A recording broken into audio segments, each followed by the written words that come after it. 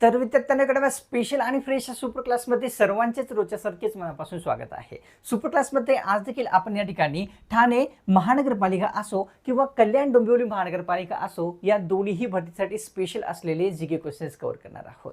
सर्वांना अतिशय महत्त्वाची सूचना देऊ इच्छितो विद्यार्थ्यांनो, ठाणे महानगरपालिका किंवा कल्याण डोंबिवली महानगरपालिका या दोन्ही भरतीसाठी आपण काय केलेली आहे, 560 पेजेसची एक PDF तयार केलेली आहे. या PDF मध्ये आपल्याला काय मिळणार आहे, माहितीचा अधिकार अधिनियम 2005 संपूर्ण ऍड केलेला आहे. या अधिनियमावर कोणताही प्रश्न पडेल पीडीएफच्या बाहेरचा येणारच नाही आणि हा अधिनियम मॅक्झिमम पोस्टसाठी प्रत्येक पोस्टच्या सिलेबसमध्ये अवेलेबल आहे. या ठिकाणी आपल्या सर्वांनाच माहित आहे. तसेच या ठिकाणी महाराष्ट्र महानगरपालिका अधिनियम 1949 मधील महत्त्वाची कलमे देखील मिळणार आहेत. इतिहासमध्ये A to Z समाजसुधारक असतील, इन डिटेलमध्ये आपल्याला MCQ मिळणार आहे. त्याच्यानंतर या ठिकाणी जे आहे विद्यार्थ्यांना आपल्याला अर्थशास्त्र MCQ असो किंवा भूगोल MCQ असो किंवा विज्ञानवरील 500+ MCQ असो, हे सर्व मिळणार आहेत. जनगणना 2011 असो, राज्यपाल, मुख्यमंत्री, राष्ट्रपती, उपराष्ट्रपती या सर्वांवरील जे MCQ टाईपमध्ये आपल्याला मिळणार आहेत, MCQ टाईपमध्ये. तर आता ह्या PDF ला जोही घेण्यासाठी इच्छुक विद्यार्थी आहे त्या सर्वांनी काय करायचं आहे विद्यार्थ्यांनो,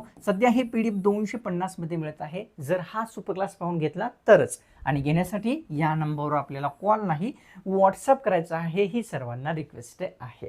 चला मग सुपर क्लासला सुरुवात करूया. सर्वात पहिला जो प्रश्न आहे तो कव्हर करूया. प्रश्नामध्ये विचारलेला आपल्या सर्वांना असा आहे की ठाणे महानगरपालिका व कल्याण डोंबिवली महानगरपालिकाचे क्षेत्रफळ जे आहे ते किती चौरस किलोमीटरचे आहे ते सांगायचं आहे.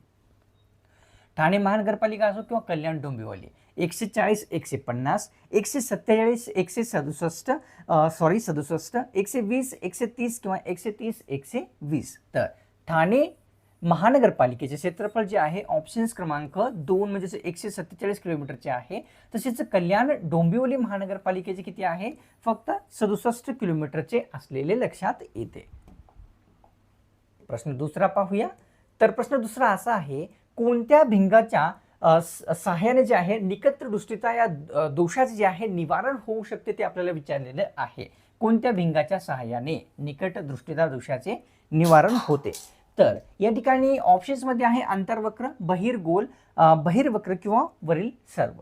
तर ऑप्शन्स मध्ये एक योग्य आहे. निकट दृष्टीता दृष्टिदोषाचे जे निवारण आहे अंतर्वक्र भिंगाच्या सहाय्याने होते. प्रश्न तिसरा पाहूया. तर विचारलेला आहे की कोणत्या मूलद्रव्याचा अणू जो आहे तो सर्वात लहान असतो ते सांगायचं आहे. ते मूलद्रव्य कोणते आहे, तर हेलियम आहे का, लिथियम, कार्बन, हायड्रोजन. तर ऑप्शन्स मध्ये या ठिकाणी एक योग्य आहे. हेलियम या मूलद्रव्याचा अणू जो आहे तो सर्वात लहान असतो हे आपल्या सर्वांना कळते. करूया प्रश्न चौथा. तर इंद्रधनुष्य प्रकाशाच्या कोणत्या परिणामामुळे दिसत असतो ते आपल्याला विचारलेलं आहे. इंद्रधनुष्य तर अपस्करण, अपरिवर्तन, आंतरिक परिवर्तन किंवा वरीलपैकी सर्व. तर जो इंद्रधनुष्य आहे विद्यार्थ्यांनो, या ठिकाणी ऑप्शन्स क्रमांक 4 आंतरिक परिवर्तन, तसेच अपरिवर्तन, तसेच अपस्करण या सर्वांच्या सहाय्याने जे आहे ते निर्माण होतो हे कळते. प्रश्न पाचवा. मृदुकाय प्राणी संघातील प्राणी पुढीलपैकी कोणते आहेत, कोणते आहेत ते सांगायचं आहे जे की प्राणी मृदुकाय प्राणी संघात मोडतात किंवा येतात. ऑक्टोपस, गोगलगाय, शिंपला, वरील सर्व. ऑप्शन्स मध्ये 4 म्हणजेच शिंपला, गोगलगाय, ऑक्टोपस हे सर्व मृदुकाय प्राणी संघामध्ये येणारे आहेत. प्रश्न करूया 6व्या क्रमांकाचा, जो की आहे विद्यार्थ्यांना पुढीलपैकी कोणत्या संघातील प्राणी एकलिंगी असतात ते सांगायचं आहे. एकलिंगी प्राणी कोणत्या संघातील असतात, संधिपाद, गोलकृमी, वरील दोन्ही किंवा या ठिकाणी सरपटणे. ऑप्शन्स मध्ये 3 योग्य आहे. म्हणजे संधिपाद, गोलकृमी या संघातील प्राणी जे आहे ते एकलिंगी असतात हे आपल्या सर्वांना कळते. प्रश्न 7वा करूया. एरिस्टॉटल यांनी प्राण्याच्या वर्गीकरणासाठी कोणती पद्धत वापरली होती ते आपल्याला विचारलेलं आहे. कोणी, एरिस्टॉटल यांनी. तर नैसर्गिक, कृत्रिम, वैकल्पिक किंवा वरील सर्व. तर ऑप्शन्स मध्ये या ठिकाणी 2 म्हणजेच कृत्रिम पद्धत एरिस्टॉटल यांनी प्राण्याच्या वर्गीकरणासाठी वापरलेली होती हे कळते. प्रश्न करूया 8वा. खालीलपैकी कोणत्या प्राण्याची जात दुर्मिळ आहे? तो प्राणी कोणता आहे ते आपल्याला सांगायचं आहे. ज्या प्राण्याची जात दुर्मिळ आहे. ऑप्शन्समध्ये लाल पांडा, कस्तुरी मृग, वरील टोळी किंवा शहामृग. ऑप्शन्समध्ये या ठिकाणी योग्य आपल्यासमोर तीन म्हणजेच दुर्मिळ या ठिकाणी कस्तुरी मृग तसेच लाल पांडा या प्राण्याच्या जाती असलेल्या कळतात. प्रश्न 9वा पाहूया. पाण्याची असंगत आचरण मोजण्यासाठी कोणत्या उपकरणाचा वापर केला जातो ते आपल्याला विचारलेलं आहे. कशाच्या? पाण्याच्या असंगत आचरण मोजण्यासाठी फोटोमीटर, ऑडोमीटर, होपचे उपकरण किंवा लॅक्टोमीटर. तर ऑप्शन्समध्ये 3 योग्य आहे. होपचे उपकरण पाण्याची असंगत आचरण मोजण्यासाठी वापरले जात असते. प्रश्न 10वा पाहूया. पुढीलपैकी कोणता प्राणी निडारिया प्राणी संघात मोडतो ते सांगायचं आहे. निडारिया प्राणी संघात मोडणारा प्राणी जेलीफिश, रोहू, कटला, वरील नाही. तर या ठिकाणी विद्यार्थ्यांनो ऑप्शन्समध्ये 1 योग्य राहील. म्हणजे जेलीफिश जो आहे निडारिया प्राणी संघात मोडतो हे आपल्याला कळते. प्रश्न 11वा पाहूया. महाराष्ट्रातून केळीची निर्यात करणारे जिल्हे कोणते आहेत ते आपल्याला विचारलेलं आहे. जे की केळीची निर्यात करतात. तर जळगाव, धुळे, नंदुरबार वरील सर्व. ऑप्शन्समध्ये 4 म्हणजेच नंदुरबार, धुळे, जळगाव हे सर्व जिल्हे केळीची निर्यात करणारे असलेले लक्षात घ्यायचे आहे. प्रश्न 12वा पाहूया. महाराष्ट्रामध्ये सर्वाधिक भौगोलिक क्षेत्र असलेले शहर पुढीलपैकी कोणते आहे? भौगोलिक क्षेत्र सर्वात जास्त असणारे शहर विचारलेले पुणे, ठाणे, बीड, वर्धा. ऑप्शन्समध्ये या ठिकाणी 1 महाराष्ट्रामध्ये सर्वात जास्त भौगोलिक क्षेत्र पुणे शहराचे आहे. कव्हर करूया प्रश्न 13वा जो की आहे. खालीलपैकी कोणत्या धान्यामध्ये कॅल्शियमचे प्रमाण सर्वात जास्त असते ते सांगायचं आहे. कोणते जे पीक आहे किंवा धान्य आहे ते सांगायचं. तांदूळ, मका, गहू, ज्वारी. ऑप्शन्समध्ये या ठिकाणी योग्य आहे आपल्यासमोर विद्यार्थ्यांनो 2. मका या धान्यामध्ये कॅल्शियमचे प्रमाण सर्वात जास्त असते. प्रश्न 14वा करूया. प्रयागराज या ठिकाणी कोणकोणत्या नद्यांचा संगम झालेला आहे हे आपल्याला सांगायचं आहे. ठिकाण आहे प्रयागराज. तर सरस्वती, यमुना, गंगा किंवा वरीलपैकी सर्व. तर ऑप्शन्समध्ये 4 योग्य राहील. गंगा, यमुना, सरस्वती या सर्व नद्यांचा जो संगम आहे प्रयागराज येथे झालेला दिसतो. कव्हर करूया प्रश्न 15वा जो की आपल्यासमोर. पंडिता रमाबाई यांनी कोणत्या धर्माचा स्वीकार केला होता ते आपल्याला विचारलेलं आहे. पंडिता रमाबाई यांनी तर ख्रिश्चन, बौद्ध, हिंदू, मुस्लिम. ऑप्शन्समध्ये 1 योग्य आहे. म्हणजेच ख्रिश्चन धर्माचा जो स्वीकार आहे पंडिता रमाबाई यांच्या मार्फत करण्यात आलेला होता. प्रश्न 16वा कव्हर करूया.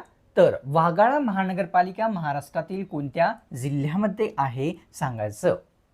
कोणती विचारलेली आहे? वाघाळा महानगरपालिका. तर परभणी, नांदेड, जालना, अमरावती. ऑप्शन्समध्ये या ठिकाणी 2 म्हणजेच नांदेड जिल्ह्यामध्ये या ठिकाणी वाघाळा महानगरपालिका स्थित आहे. प्रश्न कव्हर करूया 17वा. शरीरामध्ये कोणत्या घटकाची वाढ झाल्यास धमनी काठिण्यता होऊ शकते विचारलेलं आहे. सिंपल. धमनी काठिण्यता कशामुळे होत असते? कोलेस्ट्रॉल, बिलिरुबिन, लोह, कॅल्शियम. तर धमनी काठिण्यता ऑप्शन्स क्रमांक 1 म्हणजेच कोलेस्ट्रॉलची पातळी शरीरामध्ये वाढली तर होऊ शकते हे आपल्याला कळते. कव्हर करूया प्रश्न या ठिकाणी 18व्या क्रमांकाचा. एका मुंगीचे महाभारत या पुस्तकाचे लेखक पुढीलपैकी कोणते व्यक्ती आहेत? TCSने विचारलेला प्रश्न आहे. एका मुंगीचे महाभारत. तर इरावती कर्वे, कुसुमाग्रज, भालचंद्र नेमाडे, गंगाधर गाडगीळ. ऑप्शन्समध्ये 4 योग्य आहे. गंगाधर गाडगीळ यांनी जे आहे एका मुंगीचे महाभारत या पुस्तकाचे लेखक असलेले लक्षात येतात. प्रश्न 19वा. तिमिराकडून तेजाकडे या पुस्तकाचे लेखक पुढीलपैकी कोण आहेत? तिमिराकडून तेजाकडे इरावती कर्वे, भालचंद्र नेमाडे, कुसुमाग्रज किंवा नरेंद्र दाभोळकर. ऑप्शन्समध्ये 4 योग्य राहील.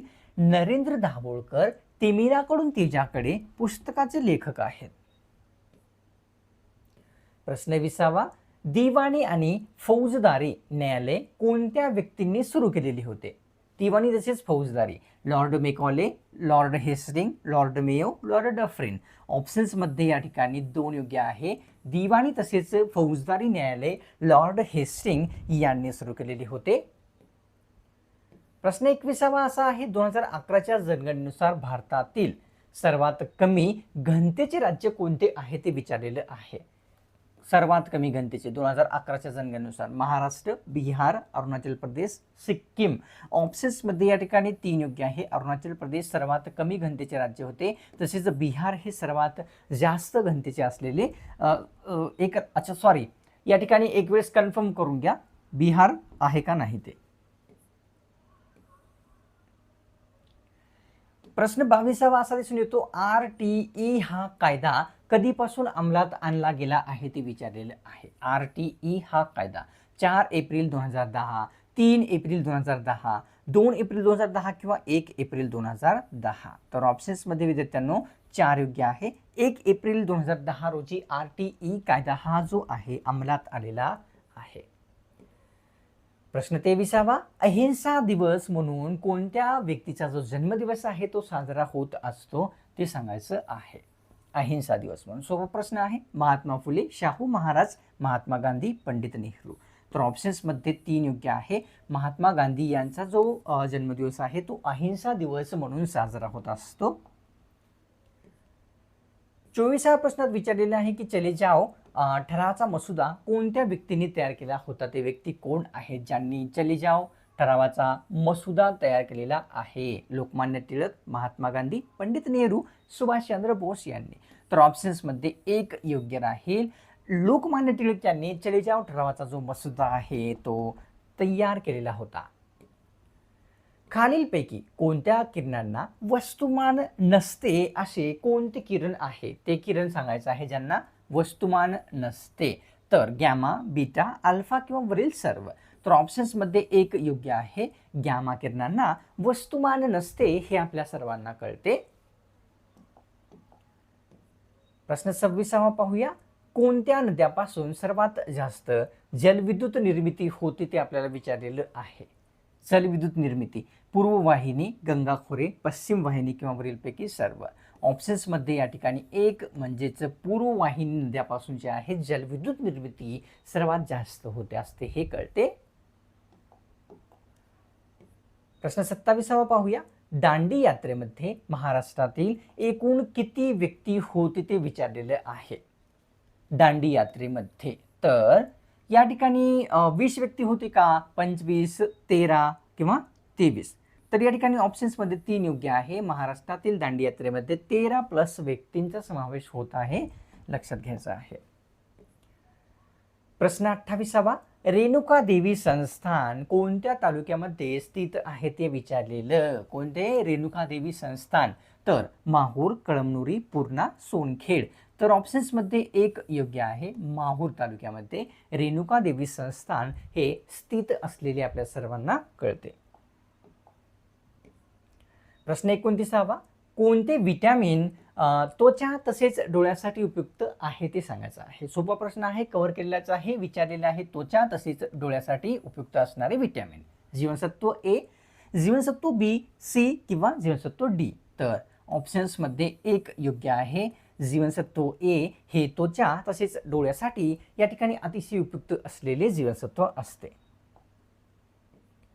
प्रश्न 30वा. तर सत्ताधारी जर पक्ष असेल त्यांनी इतर पक्ष आल्यास त्यास सत्ताधारी पक्षात इतर पक्ष जर आला तर त्यास काय म्हटले जाते ते विचारलेलं आहे. कृती, युती, कृत्य किंवा नाही. तर सत्ताधारी पक्षामध्ये इतर पक्ष आला तर त्यास काय म्हणतात, युती असे संबोधतात, हे लक्षात घ्यायचं आहे. अतिशय महत्त्वाचे पुन्हा एकदा रिमाइंडर आहे. ठाणे महानगरपालिका असो किंवा कल्याण डोंबिवली महानगरपालिका असो, या दोन्ही महानगरपालिकेसाठी भरतीसाठी 560 पेजेसची आपण PDF तयार केलेली आहे. हे PDF सध्या घेण्यासाठी जे आहे विद्यार्थ्यांनो, जोही इच्छुक विद्यार्थी आहे त्या सर्वांना 250 मध्ये मिळत आहे. जर हा सुपर क्लास पाहून घेतला तरच. जोही इच्छुक विद्यार्थी आहे त्या सर्वांनी या नंबरवर व्हॉट्सअप करायचा आहे, कॉल नाही करायचा. तुम्ही चॅनलवर नवीन आला असाल तर सबस्क्राईब करण्याची या ठिकाणी दुसरी एक रिक्वेस्ट आहे, लगेचच्या लगेच सबस्क्राईब करून घ्या. तसेच विद्यार्थ्यांनो या ठिकाणी लाईक पण नक्कीच करायचं आहे. लाईक केल्याने तुमच्यातर्फे थोडासा जो प्रोत्साहन आहे तो मला प्राप्त होत असतो तुमच्यासाठी अशाच प्रकारचे स्पेशल सुपर क्लास तयार करण्यासाठी. तर लगेच करून घ्यायचं आहे. चला मग भेटूया पुढच्या एखाद्या स्पेशल आणि फ्रेश सुपर क्लासमध्ये.